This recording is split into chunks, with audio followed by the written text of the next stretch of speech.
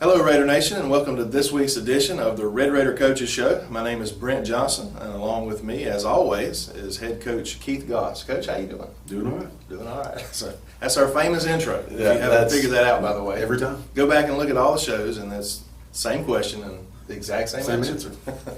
Consistency is important. That's very important, very important. So we are glad that you're with us today, watching this on-demand episode of the Coaches Show. I want to start out, as I have each of the first 4 or 5 weeks, by thanking a couple of the platinum sponsors for this year's Booster Club. And the first is Jay's IGA. And folks, most people don't know exactly how much Jay's does more than just from a monetary standpoint. A lot of donations of water and other they've they're a community store. They've always done things to help the athletic program, and I know last week they had a part of the pregame meal, not sponsored but making something for it, right. A cake for the guys, and they're always a part of it and around it, and we really appreciate their contributions. Yeah. Well, I have a little personal interest in investment in that. Not that I have an investment in the store, but as family. Stephen Williams is now general manager of the store. Although I think the store changed hands, it was sold to another company a few years ago by my cousin Jay Williams. Again, it was started by his dad, Big J, Jay Sr. Mr. J, he is retired. I want to wish him well for all the things. Again, he was Citizen of the Year one year, and all the things that he did for our community. He himself through his company, Jay's IGA. And now Stephen, he stepped up. His brother, again now the manager of the store, and he does just a great job. Good guy, good people. So I encourage you to shop local, and that's one of our grocery stores. And they would appreciate it as well. Again, a huge thank you for the monetary donations, as well as food and water and other things that they have provided for our football program and other programs here at Bacon County High School. And the other business, I want to talk a minute about Signs by Joey. And I'll just admit it, I don't know Joey's last name, but I don't think anybody knows him by any other name than Joey. I think he goes by Joey, and that's Signs by Joey. Signs by Joey. And I believe Joey has done a tremendous job with helping to put together with that planning committee for the Jumbotron that's now at the football field. He coordinated a lot of that. I know we purchased most of it through him, but from what I understand, he made a really, really nice contribution back to the Booster Club to help support the football program.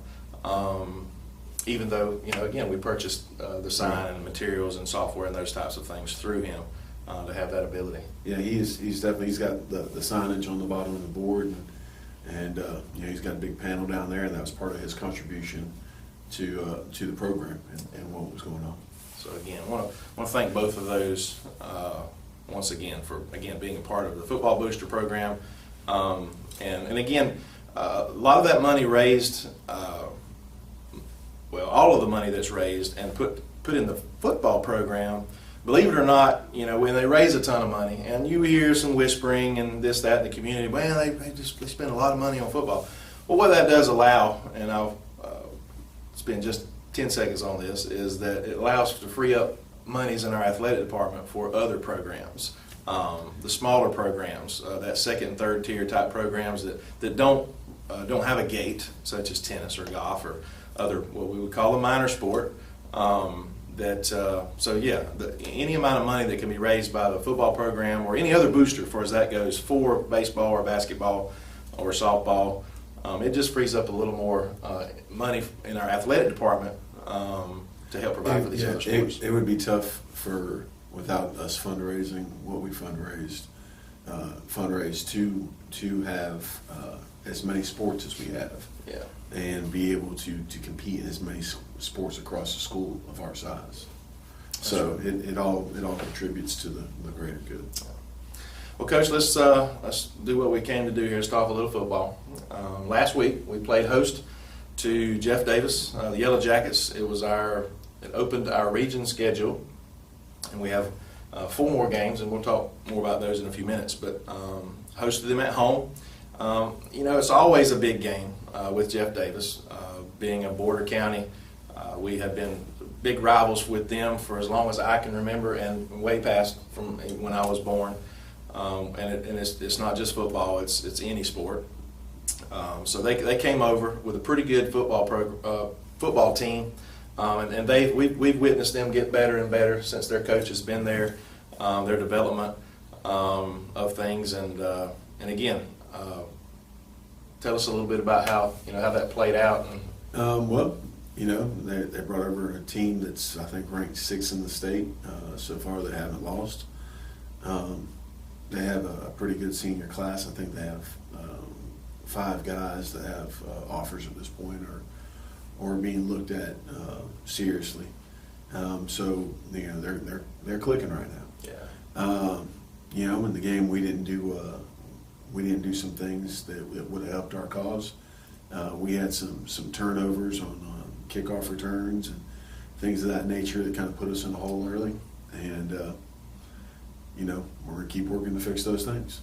Well, anytime you're playing anybody and you turn the ball over 2 or 3, maybe 4 times, especially early in the game, those kickoff returns, and again, you got some young kids out there, and we keep saying young for a reason, they are, but it was effort. It was trying to give that extra step, extra twist or turn, and the ball comes out. It's hard to you want the kid to protect the ball, but it's kind of hard to really fuss at a kid that's trying his best to make something happen.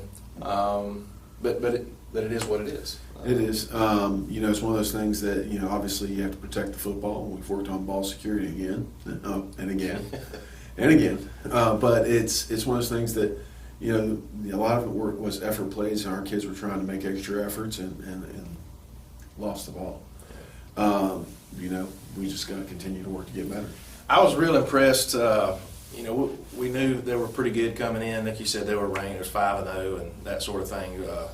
But their offensive, defensive line, especially the offensive line, they're big, some big kids. And I think they got 1 or 2 kids on the lines that's like you said, going to play ball somewhere. I know one of them is going to Georgia Southern. I know the receiver, number 7, he is, I think, at Kennesaw. The Kennesaw State have been offered by them at the very least. So they got some kids that are going to play some FBS and FCS football. Well, moving forward, we got another week of football.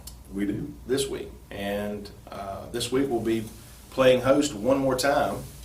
Been home a while, which is a good thing, to the Toombs County Bulldogs. This is another solid program. They've made a lot of steps in the last few years. They put some turf in at their new stadium. They've created some excitement. We were over there last year. Boy, what an exciting game that was! And double overtime just didn't go our way. In one of those games where it's the woulda, coulda, shoulda effect. But they graduated a few of their key players, and their record isn't quite what they would have expected either this season as they come into the big house over here. So tell us a little bit about the Bulldogs and what's the name of their coach over there again? Richie Marsh. Richie Marsh. That's right. Coach Marsh has done a great job. I've known him for the majority of my career. He's a good man of God. He works his programs hard. He's a great human being besides being a pretty dang good football coach too. I always look forward to competing against them. Offensively, they'll spread it out some. They'll throw it around a little bit. It depends on the game and what they feel like they need to do. But some games they've done some 2-back option stuff. Some games they've been 4 wide and chunked it around. So it's really whatever they feel like the need is. Now this quarterback this year, was he the one that started last year and then they brought the smaller kid in and he gave us trouble? So is that kid there this year the one that started the game last year for us? Is that? No, yes, that kid is. Not the one that came in. He graduated. He graduated. Right. Lynn, I think his name was. And, He's a pretty good one. He was pretty good. His sportsmanship was could be questionable, but he did what he had to do on the Right. field. And then the running back was pretty impressive too. He's another good kid. They also graduated last year. Defensively, they're 3-4 base, but they'll bring a guy up onto the line and try to slant their front and move people around to cause problems. If they feel like they're outsized, their guys will bear crawl off the ball, trying to wad things up and let their linebackers run and make plays. I saw that on 1 or 2 films where they were willing to do that and to just try to eat up the front and let the linebackers go run free. So it's, I've seen a couple different looks from them, but defensively, their base is out of a 3-4. Well, how are we preparing for them this week, Coach? I think if the fans were watching the game last week or rewatched it on demand from our network broadcast, I think we ran the ball a little bit more than we have in the past, a good bit more. And on that note, I want to point out. I felt like overall our running backs did a pretty good job. I was real pleased with Slade. It seemed like he had one of his best games as far as he was hitting the hole hard. I mean, he was running hard. And I just wanted to point that out. He was running hard early on. I think he got a little nicked up. Yeah.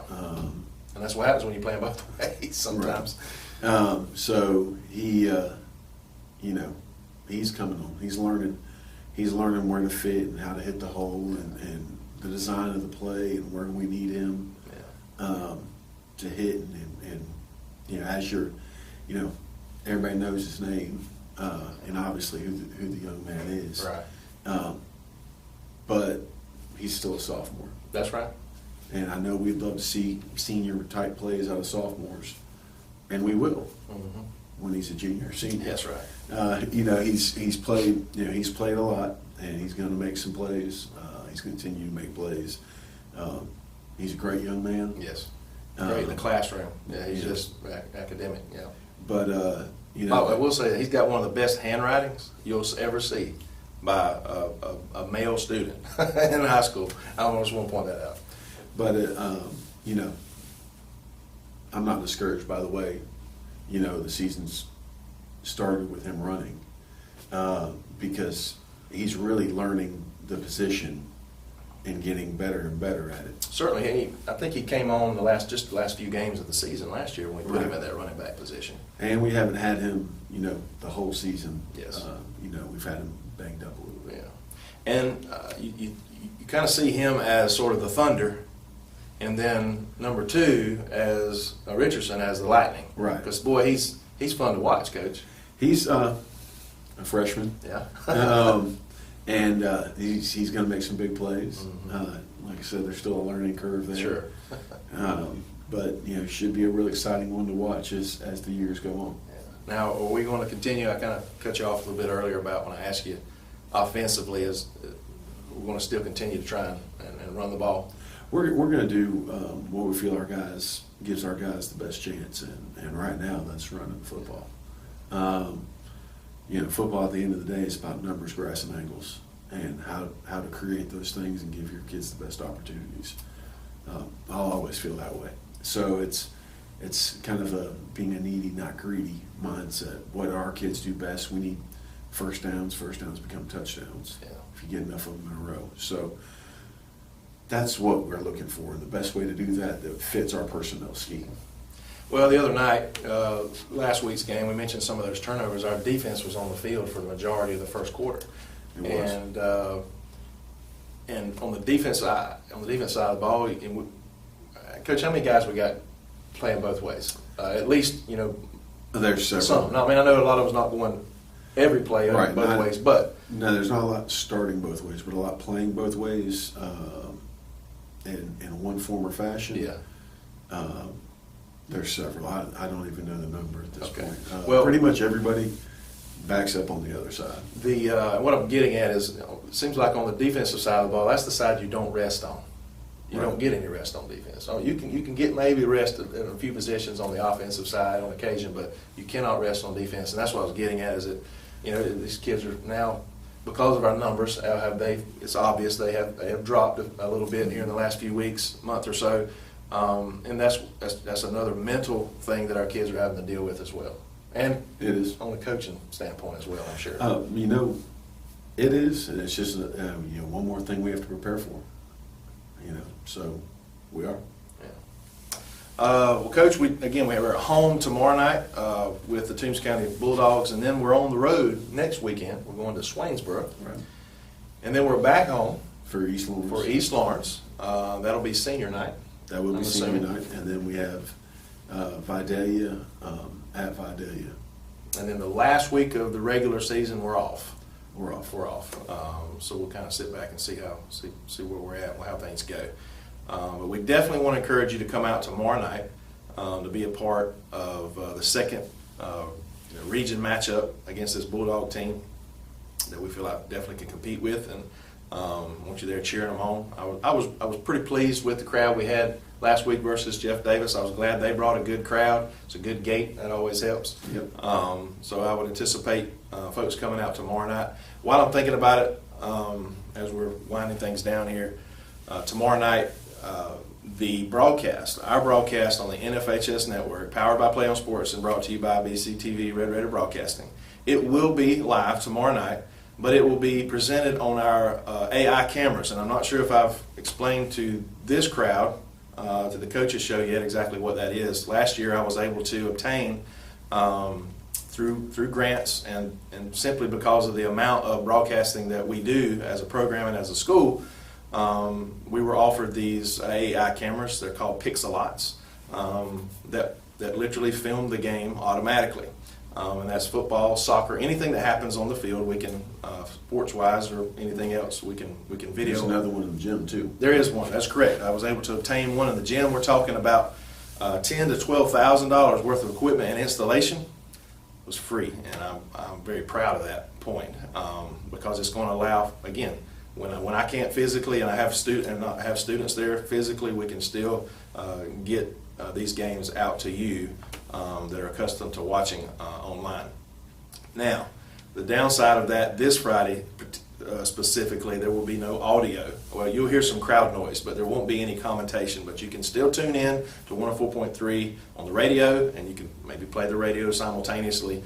But the score will be updated on the score bug, so you can kind of keep up with that. But the only disadvantage this Friday night is there will be, again, no audio or voice overlay of the radio guys. It'll just be just the game itself due to some scheduling conflicts. But we will be using that AI technology Friday night. But we record the game with the AI, and that video footage is sent to the coach and his coaching staff. And we've been able to do that for middle school. So it's a really, really cool, some cool technology that's unmanned camera basically, that's smart enough to video it, cover the field, to provide some for coaching purposes. And again, he mentioned I have one in the gym as well that'll serve its purpose for girls and boys basketball and anything else that might be the gym might be utilized for as well. So, but again, as always, I always encourage you to show up live to these events, supporting these young men on the football field, as well as our band, as well as our cheerleaders. And I think that's always important. But again, obviously, if you can't make it, we do have a couple resources for you to do that, and one being that NFHS network. Well, Coach, I appreciate you once again being on the show, giving us some guidance and insight to previous and upcoming games. And again, Raider Nation would look forward to tomorrow night as we look to our potentially first region victory. As we said yesterday, the season re-began last week, Yep. and we just look forward to what's next. So again, on behalf of myself, Coach Goss, Raider Nation, until next time, we'll see you.